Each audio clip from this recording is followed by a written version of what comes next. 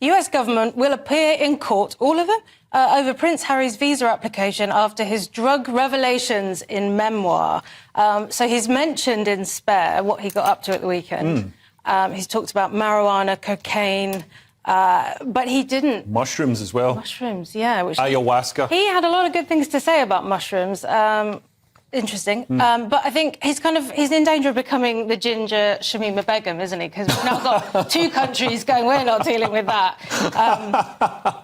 It's a bit of a mess, but we don't know yet whether his application is null and void or not. But it's not looking good, because traditionally, if you tell the Americans you've taken drugs, they don't let you in. Although they can waive it if you sit down and have an interview. Although I imagine that might not go so well for him, because he's not brilliant at defending himself, is he? It might get worse. Well, the royal family as a whole, they're not good in sit-down interviews where they have to defend themselves.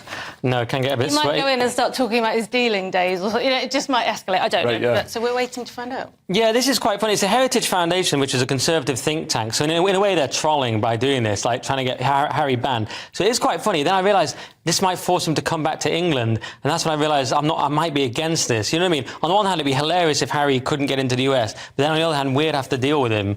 Though I can't see him ever getting kicked out of the US by a woke Biden administration. You know, this is a prince, and it's a woke prince. So they love him. So I can't imagine that's going to happen. Although the US border security are pretty tough. I mean, you wouldn't know it from watching Fox News, but they are pretty tough, and especially around drugs and things like that. Because one of our friends, Darius Davies, comedian, he'd been arrested once, or he wasn't charged. He was given a caution. Doesn't surprise me. For the weirdest thing ever, picking magic mushrooms, which is just walking out of a field and picking mushrooms, and obviously chatted back to the police officer or whatever. But then when he went to move to America, it created all these problems, and every time he went through security, they pulled him to one side and interrogated him for hours in this room. So this could really be an issue for... Because I don't think border security are as politicised as other branches of the government. Well, ICE, a lot of people know that you can't get into the US with a criminal record. It's very difficult. But I didn't really realise that, if you've just committed a drug offence, even if you've never been arrested or charged, you can potentially not get in. And if you lie...